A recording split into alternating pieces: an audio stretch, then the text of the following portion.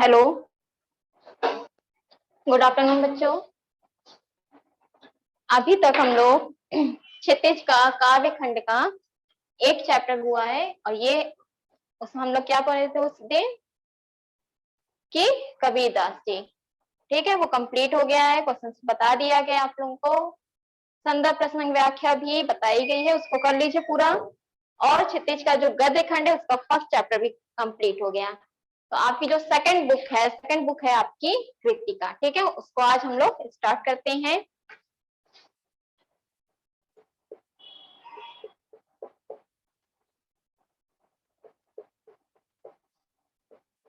कृतिका है, पहला है इस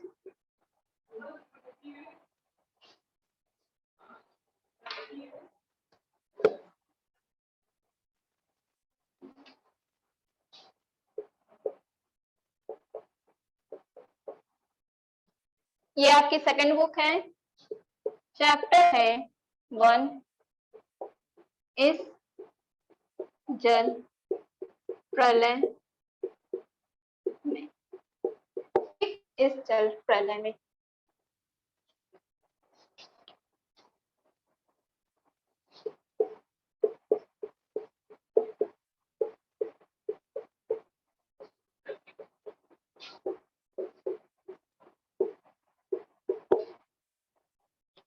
चलिए स्टार्ट करते हैं।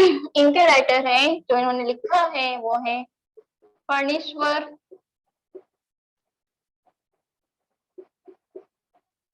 नाथ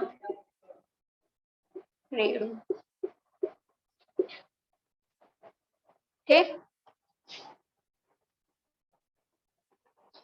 यहाँ पे देखो, इस जल प्रलय में आप लोग जब बाढ़ आती है जानते हैं क्या होता है, तो इसका यहीं पे इसका बताया गया है कि जैसे बाढ़ आती है तो हम लोग क्या क्या तैयारी करते हैं, क्या नहीं करते हैं, कैसे हटाते हैं। तो इनके बारे में यहाँ पे इस चैप्टर के माध्यम से बताया जा रहा है।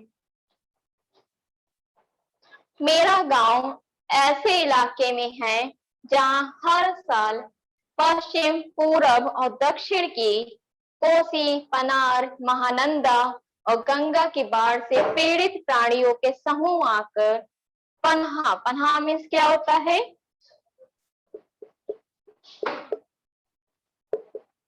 शरण या पन्हा लेते हैं। सावन भादों में ट्रेन की खिड़कियों से विशाल और सपाट धरती पर गाय, बैल, भैंस, बकरों के हजारों झुंड देखकर ही लोग बाढ़ की विभीषिका को अंदाजा लगाते हैं, मतलब भयंकरता का। ठीक है,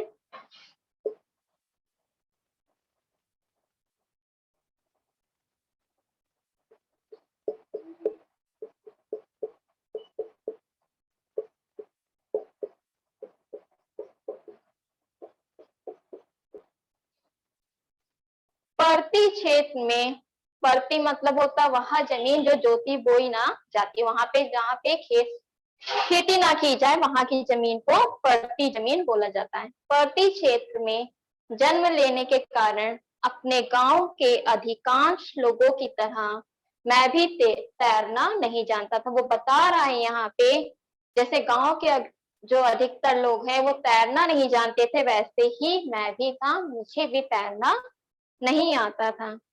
किंतु 10 वर्ष की उम्र में पिछले साल तक बॉय स्काउट, स्वयं सेवक, राजनीतिक कार्यकर्ता अथवा रिलीफर की हैसियत से बाढ़ पीड़ित क्षेत्रों में काम करता रहा हूँ। और लिखने की बात, हाई स्कूल में बाढ़ पर लेख लिखकर प्रथम पुरस्कार पाने से लेकर धर्म युग में कथा दशक के अंतर्गत बाढ़ की पुरानी कहानी को नए पाठ के साथ प्रस्तुत कर चुका हूँ। जय गंगा, डायन कोसी, हट्टियों का पुल आदि छुटपुट रिपोर्टाज के अलावा मेरे कई उपन्यासों में बाढ़ की विनाश लीलाओं के अनेक चित्र अंकित किए गए। मतलब वो बता रहे हैं कि हमने इतनी जो लेखक है रचनाएं उसकी की, लेकिन जो बाढ़ के बारे में मैंने लिखा उसके चित्र भी प्रस्तुत किए गए हैं।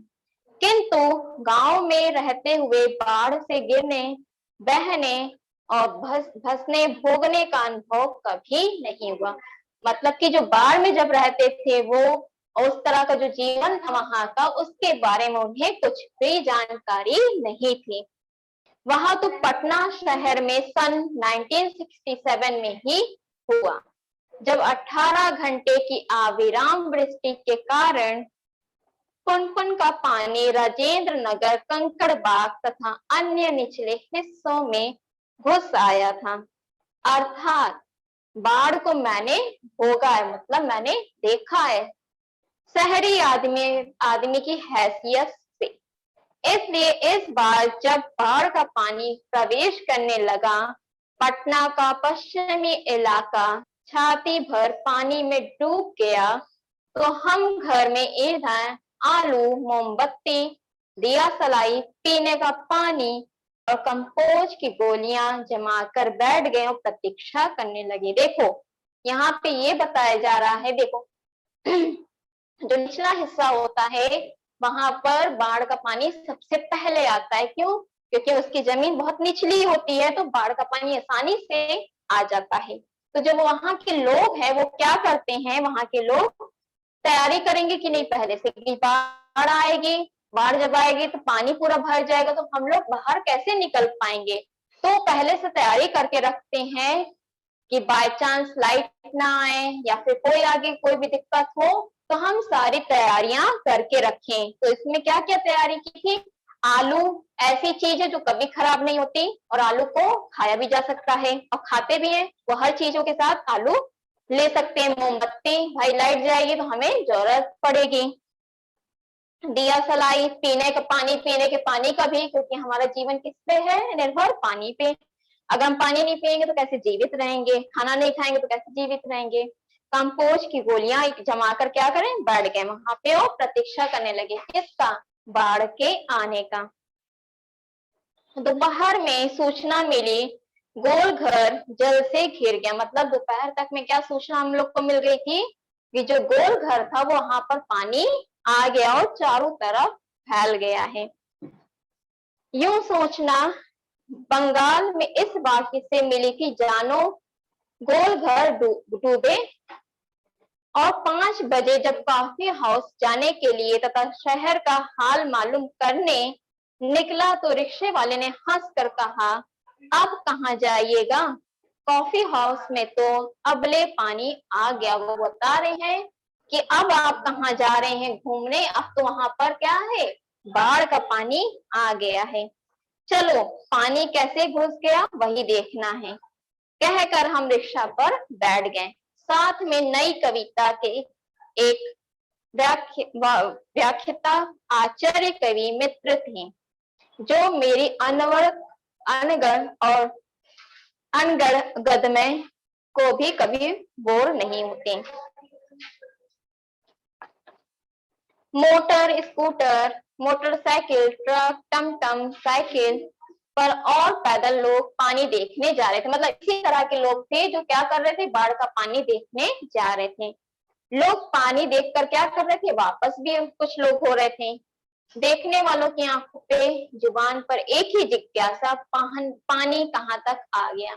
क्या होता है जब बाढ़ आने लगती है तो लोग बस इतना ही पूछने लगते हैं कि पानी अब तक कहाँ तक आया है और कहाँ तक आना है। तो ये क्या है, उनके मन में जिज्ञासा रहती, जानने की इच्छा रहती है कि हम जाने कि पानी कहाँ तक आया है। देख कर लौटते हुए लोगों की बातचीत, आ गया क्या, पार कर गया क्या, लोग इसी तरह की क्या करते, बातचीत करते हैं, क्या पानी यहाँ तक आ गया।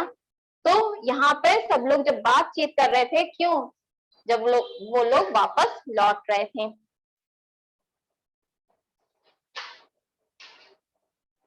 हम जब कॉफी हाउस के पास पहुंचे, कॉफी हाउस क्या था, बंद हो गया था। सड़क के एक किनारे एक मोटी डोरी की शक्ल में झाग फेन में उलझा पानी तेजी से सरकता आ रहा था। मैंने कहा, आचार्य जी, आगे जाने की जरूरत नहीं है, वो देखिए आ रहा है मृत्यु का तरल दूत। आतंक के मारे मेरे दोनों हाथ बरबस जुड़ गए और सभ्य प्रणाम निवेदन में मेरे मुंह से कुछ अस्फुट शब्द निकले। हाँ, मैं बहुत कायर और डरपोक हूँ। रिक्शा वाला बहादुर है, कहता है, चलिए ना थोड़ा और आगे। भीड़ का एक आदमी बोला, ए रिक्शा, करंट बहुत तेज है, आगे मत जाओ। मैंने रिक्शा वाले से अनुनय भरे स्वर में कहा, लौटा ले भैया, आगे बढ़ने की जरूरत नहीं है। रिक्शा मोड़कर हम अप्सरा सिनेमा हॉल के बगल से गांधी मैदान की ओर चले। पैलेस होटल इंडियन एयरलाइंस दफ्तर के सामने पानी भर रहा था। पानी की तेज धारा पर लाल हरे नियन विज्ञापनों की परछाइयां सैकड़ों रंगीन सांपों की सृष्टि कर रही थी। गांधी मैदान के रेलिंग के सहारे हजारों लोग खड़े देख रहे थे। दशहरा के दिन रामलीला के राम के रथ की प्रतीक्षा में जितने लोग रहते उससे कम नहीं थे। गांधी मैदान के आनंद उत्सव, सभा, सम्मेलन और खेल कूद की सारी स्मृतियों पर धीरे धीरे एक गैरिक आवरण, क्या हुआ, आवरण आच्छादित होता रहा। ढका हुआ मतलब हरियाली पे शने शने पानी फिरते देखने का अनुभव सर्वथा नया था। इसी बीच एक अधीर मुस्टन और गंवार जोर जोर से बोल उठा, यही जब दान को डूब रहा तो पत्नियां बाबू लोग उलट कर देखने भी नहीं गए, अब बूझो। मैंने अपने आचार्य कवि मित्र से कहा, पहचान लीजिए, यही है वह आम आदमी जिसकी खोज हर साहित्य गोष्ठियों में होती रहती है। शाम के 7:30 बजे बज चुके और आकाशवाणी के पटना केंद्र से स्थानीय समाचार प्रसारित हो रहा था। पान की दुकानों के सामने खड़े लोग चुपचाप उत्कंठ होकर सुन रहे थे। पानी हमारे स्टूडियो के सीढ़ियों तक पहुंच चुका है और किसी भी क्षण स्टूडियो में प्रवेश कर सकता है। समाचार दिल दहलाने वाला था। कलेजा धड़क उठा। मित्र के चेहरे पर भी आतंक की कई रेखाएं उभरी, किंतु हम तुरंत ही सहज हो गए, मतलब कि सीधे सरल हो गए, यानी चेहरे पर चेष्टा करके सहजता ले आए, क्योंकि हमारे चारों ओर कहीं कोई परेशान नजर नहीं आ रहा था। क्या था, बाढ़ का पानी तो बहुत तेजी से आ रहा था, लेकिन सबके चेहरे पे क्या थी, उत्साहपन था। किस चीज का, कि बाढ़ के पानी का देखने का, कि कहाँ तक पानी आया। किसी का भी मन और किसी के भी चेहरे से नहीं लग रहा था कि यह परेशान है कि बाढ़ का पानी आ रहा है।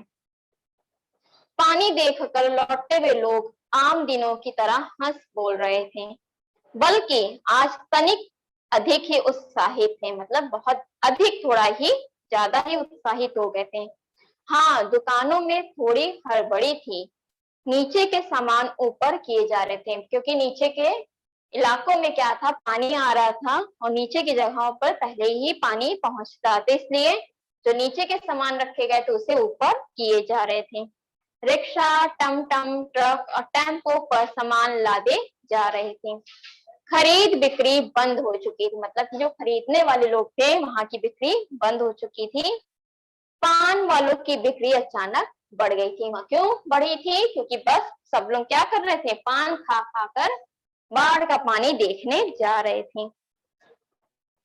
पान वाले के आदमकद आईने में उतने लोगों के बीच हमारी ही सूरतें मुहर्रमी नजर आ रही थी। मुझे लगा अब हम थोड़ी देर भी ठहरेंगे तो वहां खड़े लोग किसी भी क्षण ठट ठट, क्या लिखा यहाँ पे, कि बोल रहा है यहाँ पे, अगर वो कहना चाह रहा है कि अगर हम लोग यहाँ पे और भी थोड़ी देर खड़े रहे तो लोग हम पर क्या करेंगे, हंसेंगे, तो हमें क्या करना चाहिए, यहाँ से चल देना चाहिए।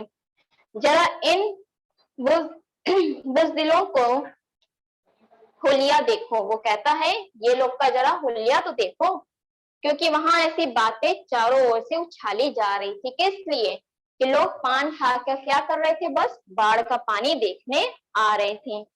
एक बार डूब ही जाए धनुषकोटि की तरह पटना लापता ना हो जाए, कहीं सब पाप भूल जाएगा। चलो गोल घर के मुंडे पर ताश की गड्डी लेकर बैठ जाए, मतलब ताश खेला जाए। बिस्कोमान बिल्डिंग के छत पर क्यों नहीं? भाई यही माकूला मौका है। इनकम टैक्स वालों को एन ऐसी मौके पर काले कारोबारियों के घर पर छापा मारना चाहिए। आसामी बामाल।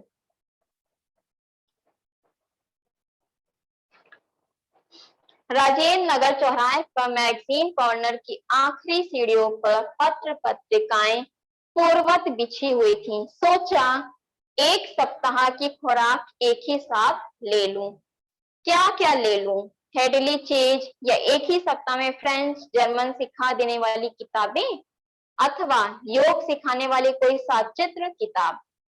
मुझे इस तरह की किताबों को उलटते पलटते देखकर दुकान का नौजवान मालिक कृष्णा पता नहीं क्यों मुस्कुराने लगा। किताबों को छोड़ कई हिंदी, बंगला और अंग्रेजी सिने पत्रिकाएं लेकर लौटा। मित्र से विदा होते हुए कहा, पता नहीं कल हम कितने पानी में रहें। बहरहाल जो कम पानी में रहेगा वह ज्यादा पानी में कैसे फंसे मित्रों की सुधि लेगा। फ्लैट में पहुंचा ही था कि जनसंपर्क की गाड़ी भी लाउड स्पीकर से घोषणा करती हुई राजेंद्र नगर पहुंच चुकी थी। हमारे गोलंबर के पास कोई भी आवाज चारों बड़े ब्लॉकों की इमारतों से टकरा कर मंडराती हुई 4 बार प्रतिध्वनित होती हुई। सिनेमा अथवा लॉटरी की प्रचार गाड़ी यहाँ पहुंचते ही भाइयों पुकार कर एक क्षण के लिए चुप हो जाती। यहाँ पर जो बाकी लोग हैं, अभी तो सब क्या कर रहे थे? लोग आ रहे थे, बाढ़ का पानी देख रहे थे, लौट रहे थे, आपस में बातचीत कर रहे थे कि बाढ़ का पानी कहाँ तक आया, कहाँ तक नहीं आया। तो जो वहां पे जो राजेंद्र नगर चौराहे पे था, तो वो क्या कहता है, पान खाकर देखता है और वो पूछता है कि अब बाढ़ का जब पानी आ जाएगा तो हम लोग क्या करेंगे? क्या हम लोग पत्र पत्रिकाएं ले लें? क्यों? क्योंकि अपना टाइम पास करना था उनको, और एक सप्ताह तक ही, जाहिर सी बात है कि बाढ़ का जो पानी रहता है वो एक सप्ताह तक ही रहता है। तो वो सोच रहा था कि एक सप्ताह तक सोच रहा हूँ कि खुराक भी ले लूं, मतलब दवा भी ले लूं कुछ, और कुछ खाने पीने की चीजें भी ले लूं। फिर इतनी ही बात हो रही थी, तब तक में ये लोग देखते हैं कि एक जनसंपर्क की गाड़ी आती है लाउड स्पीकर से घोषणा करते हुए। वो क्या करती है, वो ऐसा होता है ना कि भाइयों सुनो, मित्रों सुनो, ऐसे ही बोली होती है। तो ये कहकर वो चुप हो जा रही थी। पुकार मंडराती हुई प्रतिध्वनित होती है, भाइयों भाइयों भाइयों। एक अलमस्त जवान रिक्शा वाला चालक है जो अक्सर रात के सन्नाटे में सवारी पहुंचाकर लौटते समय इस गोलंबर के पास आलाप उठता है, सुन मेरे बंधु, सुन मेरे मितवा। वो क्या करता है, जब एक है बहुत ही जवान है रिक्शा वाला, वो क्या करता है, रात के सन्नाटे में लोगों को छोड़ दे, मतलब कि पहुंचा कर उसके घर पर जब वो वापस लौटता है तो एक आलाप रटता है, उठता है। वो क्या गाता है, वो गाता है, सुन मेरे बंधु, सुन मेरे मितवा। गोलंबर के पास जनसंपर्क की गाड़ी से ऐलान किया जाने लगा, भाइयों ऐसी संभावना है कि बाढ़ का पानी रात्रि के करीब 12 बजे तक लोहानीपुर, कंकड़बाग और राजेंद्र नगर में घुस जाए। वो बता क्या, क्योंकि ये जो थे ये लोगों को पता चल जाता है कि पानी कहाँ तक आएगा और कहाँ तक नहीं, तो अंदाजा लगा लिया गया था पानी कहाँ तक आएगा, कंकड़बाग और राजेंद्र नगर में घुस जाएगा। अतः आप लोग सावधान हो जाइए। क्या बोलता है वो, लोगों को सावधानी बरतने के लिए, सावधान करने के लिए वो क्या करता, ले आता है। प्रतिध्वनि सावधान हो जाए बोलकर, सावधान हो जाए बोलता है, ठीक है। मैंने गृहस्वामिनी से पूछा गैस का क्या हाल है, वो क्या कहती है, अपनी वाइफ से पूछती है गैस का क्या हाल है। बस उसी का डर है, अब खत्म होने वाला है, मतलब जो गैस है उसका क्या होने वाला था, गैस खत्म होने वाला था। असल में सिलेंडर में मीटर उटर की तरह कोई चीज नहीं होने से कुछ पता नहीं चलता, लेकिन अंदाज है कि 1 या 2 दिन कोयला या स्टोव है, मगर किरासन एक ही बोतल। फिलहाल बहुत है, बाढ़ का भी यही हाल है, मीटर उटर की तरह कोई चीज नहीं होने से पता नहीं चलता है कि अब आ धमके, मैंने कहा, वो बोलता है। सारे राजेंद्र नगर में ध्वनि गूंज रही थी, ब्लॉक के नीचे की दुकानों से सामान हटाए जाने लगे। क्या था, जो नीचे की जो जितने भी दुकानें थी वहां के सामान हटाए जा रहे थे। मेरे फ्लैट के नीचे दुकानदार ने पता नहीं क्यों इतना कागज इकट्ठा कर रखा था, एक अलाव लगाकर सुलगा दिया, हमारा कमरा धुएं से भर गया। सारा शहर जगा हुआ था। क्या था, सब लोग जगे हुए थे, क्यों, क्योंकि बाढ़ का पानी आने वाला था। पश्चिम की ओर कान लगाकर सुनने की चेष्टा करता है। हाँ, पीर मुहानी या सलीमपुरा आहारा अथवा जनक किशोर नवल किशोर रोड की ओर से कुछ हलचल की आवाज आ रही है। लगता है 1-1:30 रात तक पानी राजेंद्र नगर पहुंच जाएगा। सोने की कोशिश करता हूँ लेकिन नींद आएगी भी नहीं। काम्पोज की टिकियां अभी नहीं, कुछ लिखूं किंतु क्या लिखूं, कविता, वो सोच रहा है कि हम घर में बैठे क्या करेंगे, वो कह रहा है कि मैं कुछ लिखूं इस बारे में या कविता लिखूं। नींद नहीं, स्मृतियां आने लगी एक एक कर, वो सोच रहा था नींद नहीं आ रही है, मैं क्या लिखूं समझ में नहीं आ रहा है। 1947 मनिहारी तक पूर्णिया अब कटिहार जिला के इलाके में गुरुजी स्वर्गीय सतीनाथ के साथ गंगा मैया की बाढ़ से पीड़ित क्षेत्र में हम नाव पर जा रहे हैं। चारों ओर पानी ही पानी, दूर एक द्वीप जैसा बालूचर दिखाई पड़ा। हमने कहा वहां चलकर जरा चहलकदमी करके टांगे सीधी कर लें। ऐसी जगहों पर कदम रखने के से पहले यहाँ मत भूलना कि तुमसे पहले ही वहां हर तरह के प्राणी आए हैं मिलने। वो कह रहे हैं कि जहां पे कदम रख रहे हो ये मत भूल जाना कि उससे पहले, मतलब तुमसे पहले यहाँ पर और लोग भी आ चुके हैं मिलने के लिए। और सचमुच चींटी चींटी चींटी से लेकर सांप, बिच्छू, लोमड़ी, सियार तक यहाँ पनाह लेने आ रहे थे। क्यों, क्योंकि जहां जब बाढ़ का पानी आएगा तो वहां से लोग हटते हैं, तो चाहे वो इंसान हो चाहे जानवर हो, तो वो क्या करेंगे, अपनी जान बचाने के लिए वो लोग वहां से भागेंगे। फिर उसके बाद क्या होता है पानी में पैर की जो वो थी, पानी में जो पैर था उनका सड़ता चला जा रहा था, तलवों में भी घाव हो रहा था कि दवा दिया सलाई की डिबिया और किरासन तेल रहना चाहिए। सचमुच हम जहां जाते खाने पीने की चीज से पहले पका हरी घाव की दवा और दिया सलाई मांग की होती। महानंदा की बाढ़ से घिरे वापसी थाना के एक गांव में हम पहुंचे। हमारी नाव पर रिलीफ के डॉक्टर साहब थे। गांव के कई बीमारों को नाव पर चढ़ाकर कैंप में ले जाना था। एक बीमार नौजवान के साथ उसका कुत्ता भी वहां पर नाव पर चढ़ गया। डॉक्टर साहब कुत्ते को देखकर भीषण भयभीत हो जाते, मतलब गुस्सा आ जाते हैं, और वो कहते हैं ये कुत्ता मतलब क्या करेगा, और चिल्लाने लगे। कुत्ता नहीं, वो यहाँ से उसे भगाओ, मतलब वो कह रहे हैं इस कुत्ते को यहाँ नाव पर नहीं आना, उसको यहाँ से भगाओ, ये हमारे साथ नहीं जाएगा। बीमार नौजवान छप से पानी में उतर गया और हमारा कुत्ता नहीं जाएगा तो हमऊ नहीं जाएंगे। वो बोल कर क्या करता है, नाव से उतर जाता है। फिर कुत्ता भी क्या करता है, छपाक से पानी में गिरा। हमारा आदमी नहीं जाएगा तो हमऊ नहीं जाएगा। परमन नदी की बाढ़ में डूबे हुए एक मुसहरी मुसहरों की बस्ती में हम राहत बांटने गए। खबर मिली थी वे कई दिनों से मछली चूहों को झुलसा कर खा रहे हैं, किसी तरह जी रहे हैं। किंतु टोले के पास जब हम पहुंचे तो ढोलक और मंजीरा की आवाज सुनाई पड़ी। जाकर देखा एक ऊंची जगह मचान बनाकर स्टेज की तरह बनाया गया है। बलवाही नाच हो रहा था। लाल साड़ी पहनकर काला कलूटा नटुआ दुल्हन का भाव भाव दिखला रहा था। यानी वह धानी घरनी धानी पर घर छोड़कर मायके भागी जा रही है और उसका घर वाला मतलब उसका जो आदमी था उसको मना कर राह से लौटाने गया।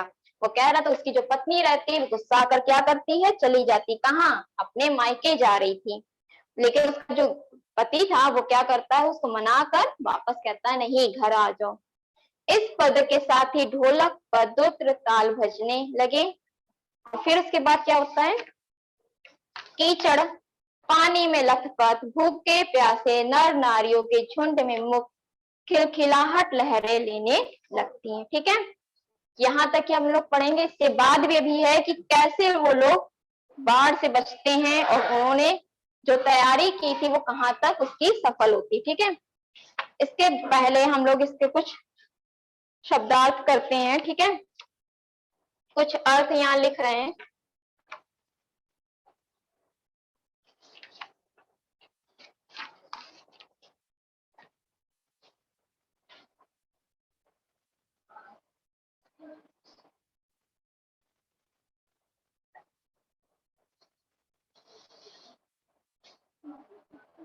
देखो यहाँ पे पहला है आपका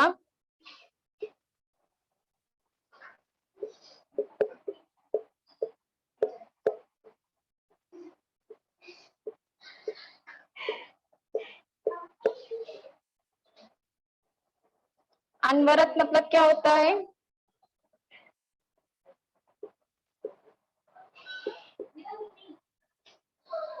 लगातार या निरंतर।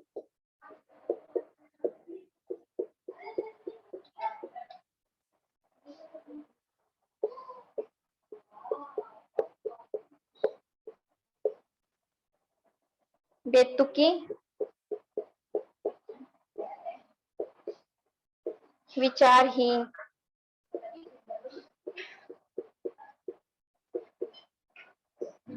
या मनमानी भी कह सकते इसे।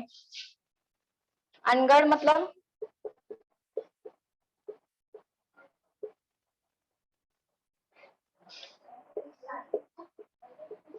टेढ़ा या मेढ़ा।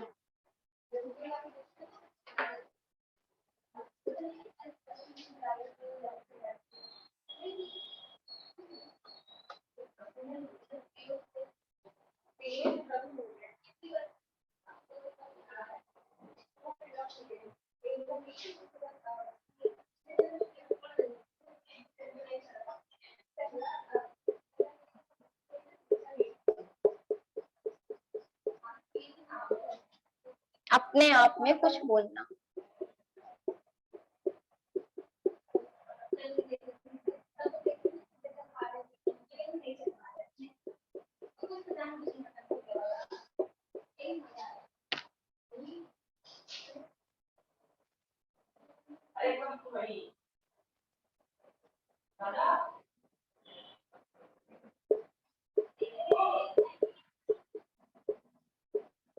अस्पष्ट,